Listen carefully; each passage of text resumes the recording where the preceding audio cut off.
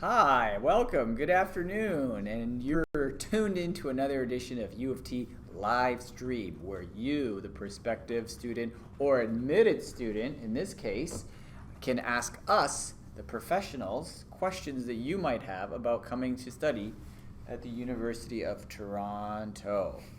And today we are joined by Barbara. Welcome, Barbara. Thank you. Tell us what you do at the university. So I'm an academic advisor at Woodsworth College. So as you know, you've been admitted to the Faculty of Arts and Science and assigned a specific college. At your college, you'll have academic advisors, people who you can meet to discuss about and plan your courses, programs, goal setting, and really thinking about what your next steps are at the university. So we can meet you in first year, second year, at any point when you have questions about your studies at U of T.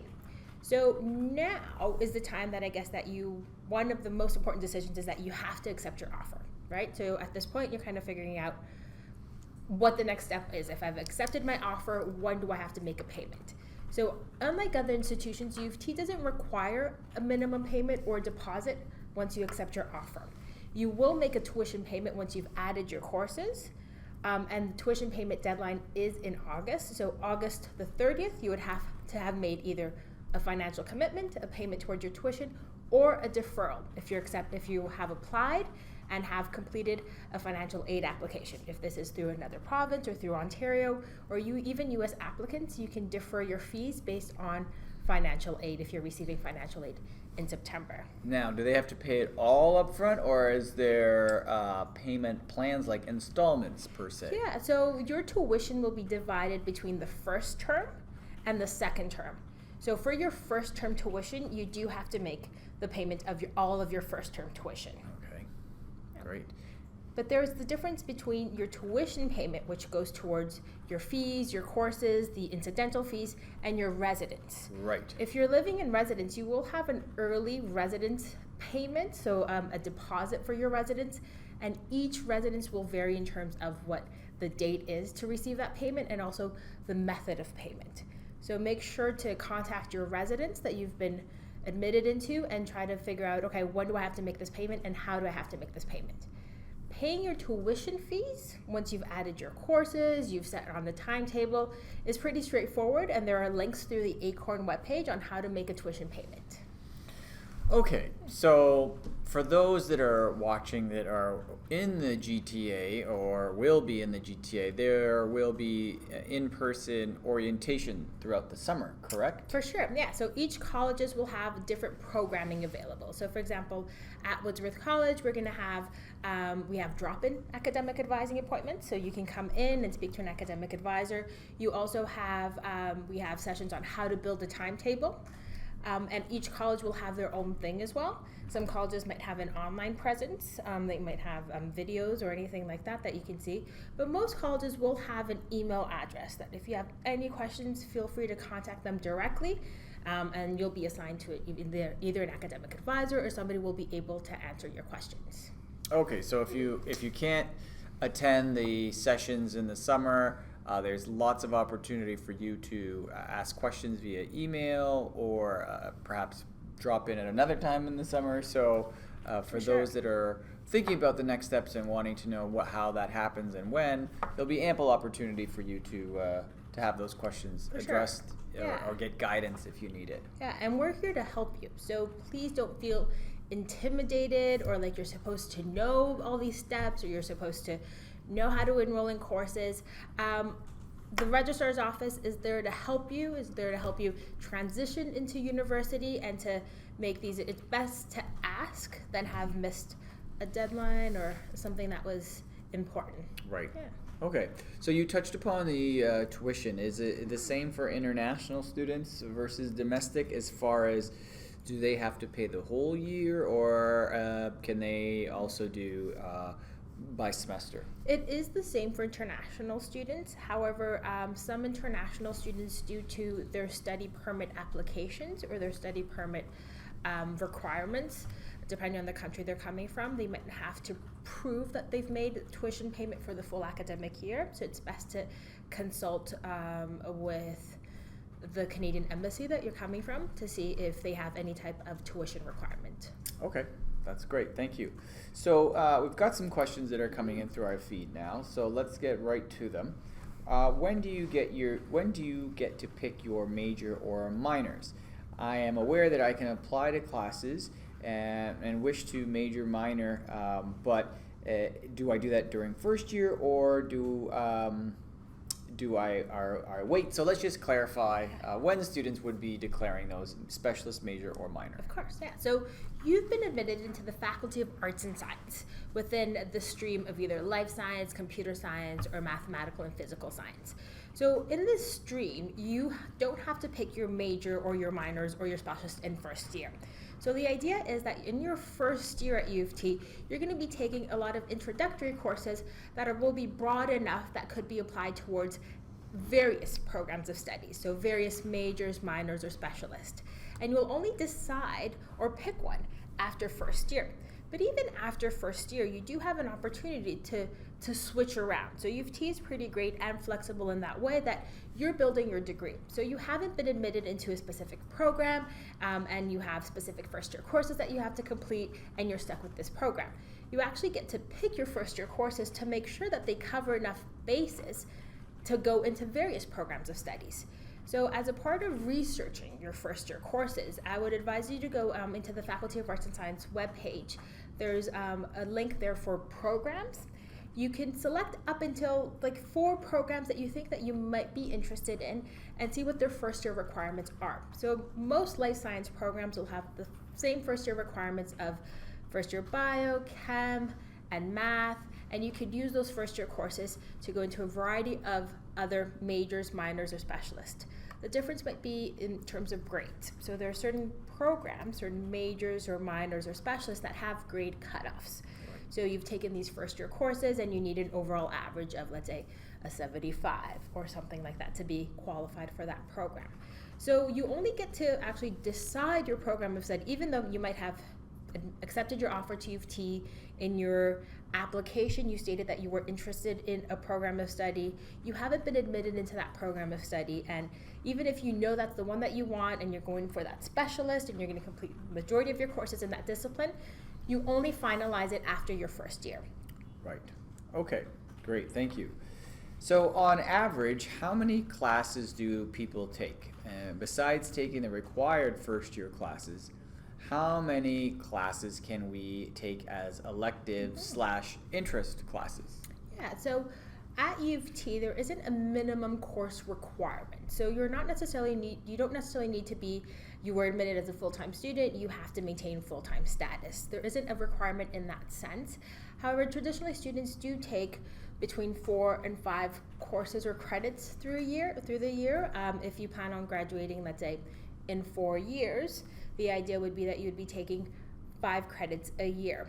However, ultimately, some students do change it up sometimes. So they say, okay, I want to focus on my grades, they're important, I might take courses in the fall winter term and then a summer course. Right.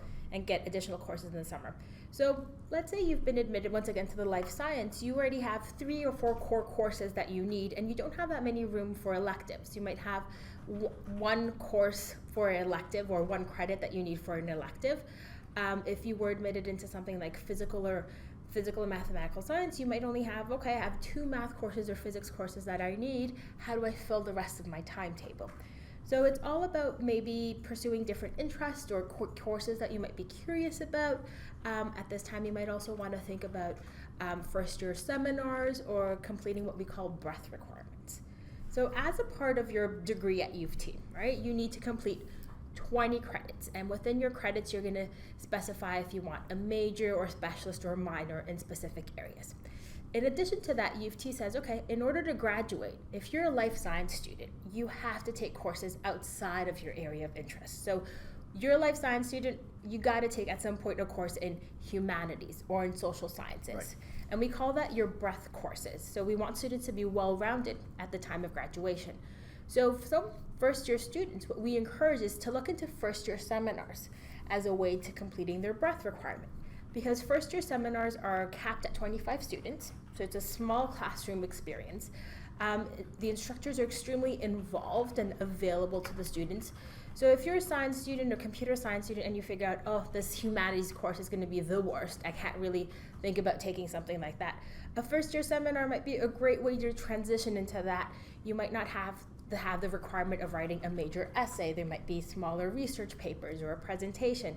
And the best thing is that first-year seminars don't have final exams. So if you think about your course load, majority of them will have final exams, either in the fall or, in the December session or in April.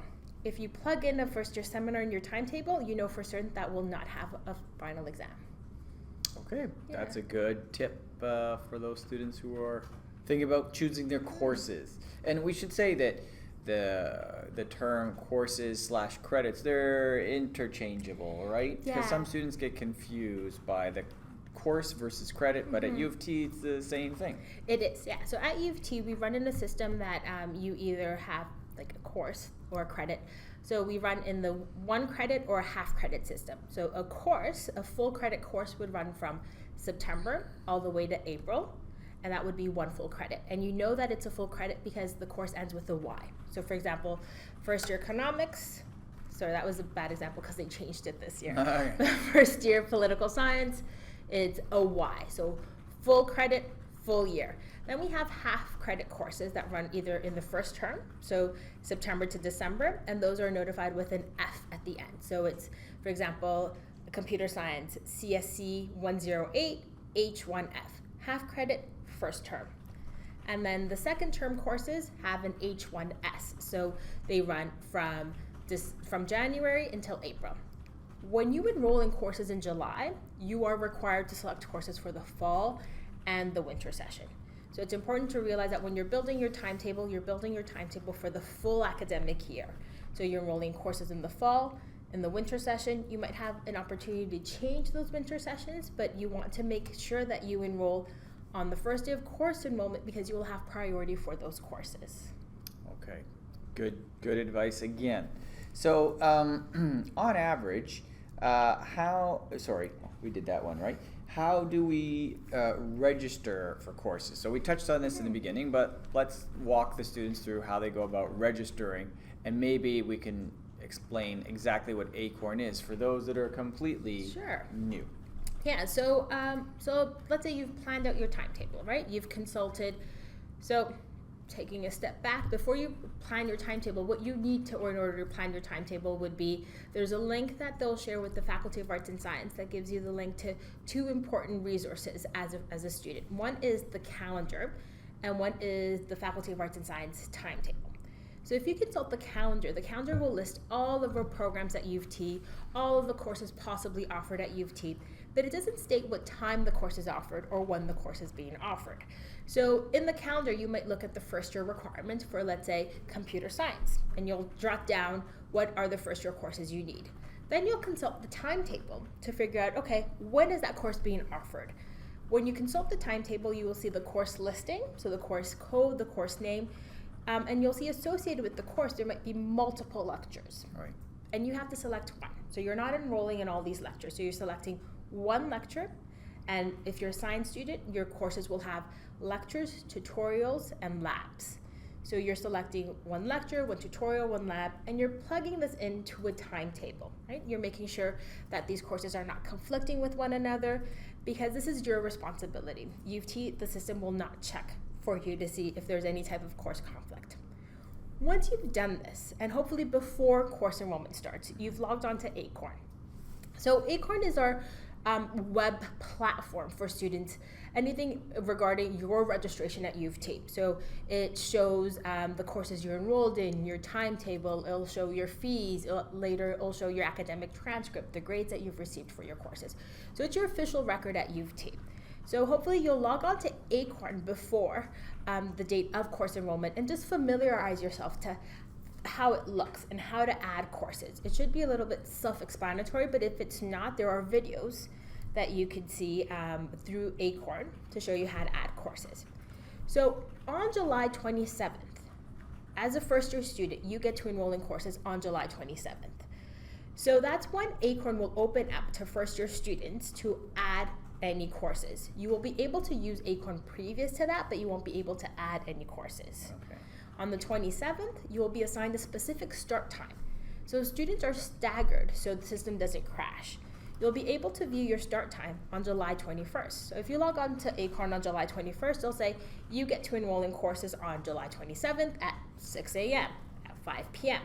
And that's Toronto time. So make sure that you are at your computer or however, your phone, or however you feel that most comfortable in terms of enrolling in courses at that specific start time. So when I say priority for courses is that many first year courses will be held only, so no student other than first year students will have an opportunity to enroll in those courses. So although registration enrollment has started for third and fourth year students, they can't add those courses onto their timetable because they're being held for first year students. So you get onto Acorn, log onto Acorn July 27th at your assigned time, and add those courses to your timetable. And you'll be adding fall and winter courses. So once you've added all these courses, you can use the timetable function to see how they map out during the week, see if you have any timetable conflict that you weren't aware of. Okay, that is good. And there will be other. July 27th won't be the only chance for students, first year students, to pick courses. There'll be other opportunities throughout the rest of the summer? Correct, yeah. So July 27th is your first date for course enrollment, but you'll have multiple opportunities to change your courses or to add courses. So there are some courses that you might not be able to add on the 27th because you might not have priority for them. So let's say if you're a science student, but you do have variety of interest and you want to take a history course, you might not be able to add it on the 27th because that course is held in priority for students who are in the social sciences or humanities. So there's a period when priority is lifted and everyone's able to enroll in courses, but you will have even a chance to change your timetable even after classes start. So that's when it's important to, if you went to first week of class and you figured out this elective isn't what I thought I wanted, or I don't know about this course load, I think it's am I doing too many courses? Use that opportunity to go to the registrar's office and to meet your academic advisor or an academic advisor, because you're not assigned a specific one, and to talk to them about course planning. Right. Because you could still substitute a course. Yeah, I remember when I was a student long time ago, I had a hard time picking my 5th class, so I kind of just tried out a few. Yeah. I went to a few different classes and sat for the lecture. And it wasn't until that 3rd or 4th one that I said, this is the one I'm going to stick with. So you can literally, things open up. So you might find there's a class you want, it might not be available, but throughout the summer, certainly when classes start, you'll find spaces open. And so that's a good thing. And also that if you're nervous that you're working or you're traveling over that time period, there's multiple opportunities for you to select. It's not just the 27th, that's just the first. It's the first day, yeah. Okay. So, what's the best way to manage prerequisites for 2 majors? So this student probably has 2 majors they want to pursue, so how do they handle the prerequisites? Right, so if you look at so once again I refer to the Arts and Science webpage that has the list of all the programs, and you can look at advice for first year students. So the best thing would be to look at each program and to figure out, okay, this program requires me to take the combination of these courses, and you will look at the other program as well and see what combination of first year courses are required. If these are courses within the life sciences, most likely these courses will overlap, and that's okay. You can use the same course for multiple programs of studies. So you could use, if you're enrolled in a major and 2 minors, you can use the same course for all 3 programs. Right. Okay, so you don't have to think that they have to be exclusive. Right. That's the best way to plan out, to make sure, because most first year courses, if they are required for the program, for the major or the minor, they will also be the same prerequisites for your 2nd and your 3rd year courses. The only ones that I would advise students in the sciences to be careful is, for example, if you are interested in certain programs in the physical and mathematical science. So, for example, if you're interested in certain programs in chemistry or math, there are multiple first year courses, physics as well. There are multiple levels of first year courses. So depending on if you're pursuing a major or specialist, your first year requirement will change. Okay. So, for example, math has a variety of first year courses that will differ in levels of difficulty. So, some of them will cover just the basis that you need for a life science program such as neuroscience, but that course will not be sufficient for, let's say, a math specialist. Got it. Yeah. Okay, excellent. What is a FLIC or FLC, and how does it work? And who is it designed for? And is it too late to join one? Okay. So FLICs are first year learning communities. So the first year learning communities are great for any students, especially life science students, because the first year learning communities are basically, they get students who to enroll in the same courses, in the same lectures, in the same tutorial, and they also offer a lot of extracurricular opportunities. So you'll be meeting up, so it's capped at 25 students. You do have to sign up for it, but it's not too late. You can go, I don't even think that their applications are available yet if you go on their website. So it's not too late at all. So the idea is that it's going to assist you in your first year transition, because a lot of these first year courses are going to be in big lecture halls, in a big classroom setting. So the FLIC will take that big classroom setting and just make it smaller, right? Make it comprise of 25 students maximum. You're enrolled in the same classes. You meet up after classes for assigned time in terms of group work, or even the extracurriculars include maybe speakers from the Career Center, the Learning Strategist.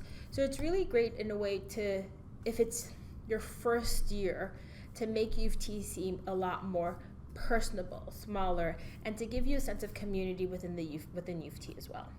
Okay. But it's not restricted to life science students. They have it for commerce, humanities, computer science. So the students should just be checked to see, because they still will be available to potentially participate. Yes, for sure. But they do have their own webpage, so it's not something that you sign up on Acorn. It's something separately, so definitely consult with their webpage. Okay, great. Now, as far as scholarships go, that's one of the most popular questions. So let's talk about scholarships and when they would be issued, and when students would have heard, or when they will hear if they've been selected for any scholarships. Sure, yeah. So at the University of Toronto, at the time of admission, you're considered for scholarships that are through enrollment services, through Faculty of Arts and Science, and also through your college. So most scholarships are offered at the time of admission along with your admission letter. So you would not be reconsidered for a scholarship after you've been admitted. Right. However, there are multiple scholarships and also bursary and grants and scholarship opportunities once you already are a student and you've completed your first year. So definitely, even if you don't have a scholarship, you haven't received one, in your first year, sometime in October, visit your registrar's office, because they might have bursary applications available, or grants, or other scholarships that students have to apply for, and that's when generally they're available, and it would be through your registrar's office. But if you have received a scholarship, your scholarship would be paid out most likely towards the end of September or beginning of October, because UT wants to ensure that you, first of all, are enrolled in courses, you are here, you're attending, and then they pay out your scholarship. So your scholarship would be applied towards your fees, but if you've already paid all of your fees, it would be refunded to you. So make sure that on Acorn, you have your most up-to-date address. So sometimes what happens is that students, they move away, or they move, like they're in Toronto, but they haven't updated their address. So you might get your award check might not be issued to the correct address. So just keep an eye out for that. But if your scholarship is large enough in value to cover your first semester's tuition, then you can connect with enrollment services or your college so you can defer that payment for your scholarship to arrive. Okay, good to know. So this student is asking, they're saying, I'm trying to pick up my timetable and the courses are hard to find, plus some of them are blocked off. So why is that? Okay, so it depends on where you're searching. So sometimes students might use external sources, such as forget the webpage, but there are non-U of T affiliated sources that get you to plug in your timetable or create your timetable. Unfortunately, since it's non-U of T, that does not have the most up-to-date information or up-to-date information from U of T when those courses are offered. Other students might also use Acorn sometimes, unfortunately, to try to figure out their timetable, and that's also not the best way, because Acorn might not reflect accurately what the courses are because they haven't been updated. The 2017-18 timetable has not been updated onto Acorn yet. So what you should be using to select your courses is the Faculty of Arts and Science timetable. So I'm sure someone here will provide you with the link. So if you go there, you can search through either the department or you can search by the course code. You will see, so if you search by department, for example, chemistry, you will see all the courses that are offered, that chemistry offers for the year, and you will look at the course code and the course description. In the course description, if it's a first year course, you'll see what the prerequisites are, and you'll see most of them will say high school chemistry or no prerequisites. And that's how you build your timetable. But at this point, as I mentioned, you can't add it to Acorn. Right. So that might be what the block. Right. You might getting an error message. And so would that be the same for a student who didn't have an appropriate prerequisite? Let's just say they were trying to take, well, how does that work? So if let's say I'm a humanities student and then I want to take a science course, but I don't have math or biology or chemistry, would I still be able to take that class? So the system, so Acorn, would allow you to add that course to your timetable. But what would happen is that the department will run a check. So at some point, the department will run a check to make sure that students in that course do have the prerequisite, and you would be removed from that course. So the only issue is that some departments run their checks frequently and remove students frequently from their courses. Other departments might take a while, and you might only be removed from a course later on, and it's a bit frustrating, right? So it's always make sure to check to make sure read the course description and that you do have the prerequisites, because prerequisites are enforced. Right.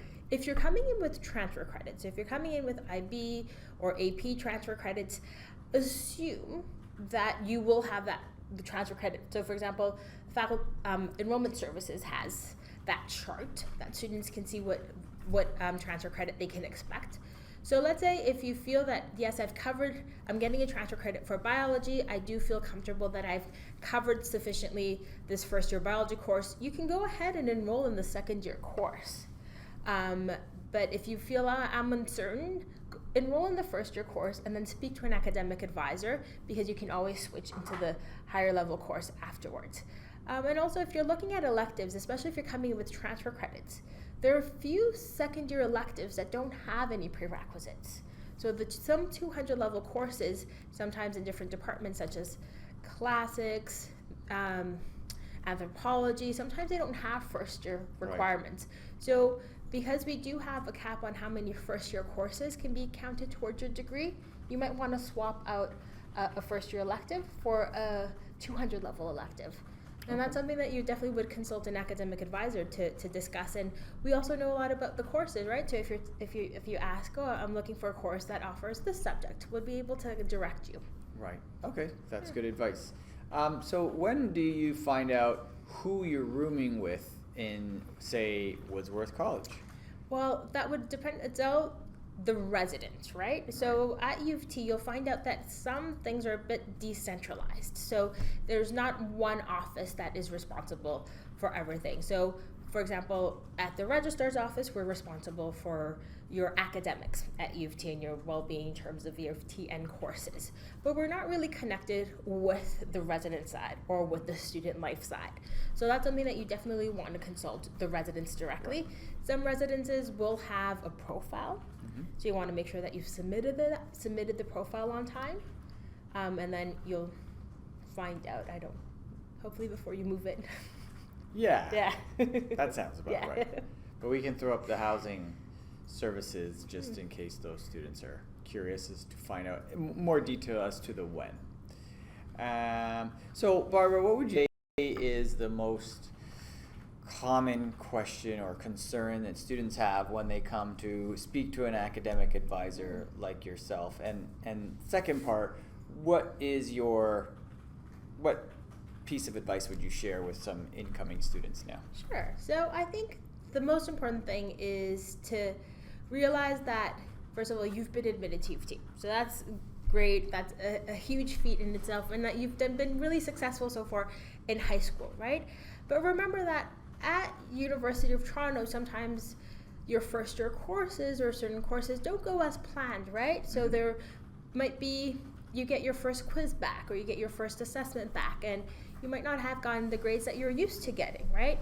I think at that point, it's really important to go speak to an academic advisor. Go speak to either the instructor or the TA, right? Because unfortunately, as an academic advisor, I get to see some students once they've gone through those struggles in first year, and then they are kind of not lost, but they just need a little bit more guidance in terms of how to plan out their second year and their programs. But it's important to don't feel that it's going to be a stupid question or that you don't belong because everyone else got really high grades. Just think about it that it's all about a transition, and it's your first year at university studies, right? So I think it's all about being a bit okay and kind to yourself to accept that, okay, like I didn't do as well, but I can do better, and there are resources on campus, and there's people here to help me, and to how to connect to those people. Yeah, that's actually really good advice, because there's a lot of great resources in place to ensure that you do succeed here, whether it's talking to an academic advisor or going to the Academic Success Center, the Career Center. Mentorship programs, so you can talk to upper year students who've been there. Yeah, and it's important to address it early if you are struggling, or like the example I gave, I went to a couple lectures and thought, after one lecture, that wasn't for me, and it wasn't a problem. I could drop out of that class and find something else until I found that one that I felt comfortable with. So you're not locked in or committed. You still have that flexibility, and you have people to talk to if you need some guidance. Certainly. If you are, I would say the best piece of advice that I would share is just be proactive. And, For sure. And don't wait until it's like maybe it's too late, or until you feel like, oh no, I'm in too deep. And sometimes other students might not be the best in terms to be able to give you a lot of information, right? Because other students, like your peers, might not know of what's available. Yes. And working at the registrar's office and as academic advisor, we don't expect you to be to know how to be a university student. We're here to help you out. We don't expect that you've got this figured out and you have a flawless timetable and you're all set. No, it's okay to be like, what do I do now? Yeah. Where are my courses? Right. Yeah. Yeah. All right. Well, that's some good advice that we got today. So hopefully you guys watching found that helpful. And again, we'll have those links up for you to continue to do a little bit more research as we get into the summer, and look forward to your orientations coming up, or the information that will be provided to you about all of the next steps. So Barbara, thank you so much for joining us today, and thank you for watching, and we'll have more of these live streams coming up. Producer, one tomorrow, and that's going to be about? Same thing, next steps. Oh, more next steps. So if you want to know more, you can tune Or if back your in. question wasn't answered. Yeah. Or tell your friends. That's another thing. Don't. Sometimes people say, "Well, my friend said." My friend. Yeah. You know, people can sometimes understand the information, or not everyone is the same academically at the same level. So just because one person says, "Ooh, this is really hard," doesn't mean that you're gonna find it really hard too. So that's something that I've paid attention to over the years. Is that cannot always be the best advice. Talk to the professionals first. For sure. Okay. All right. So thanks again, guys. And if you want to tune in tomorrow, you're welcome to. Otherwise, we'll post this. Well, it's 7 p.m. tomorrow. So after school, after dinner, after your extracurriculars, get your parents to watch too. Let's make a family event out of it. All right. So we'll see you next time. Thanks for watching, and have a great evening. Good night.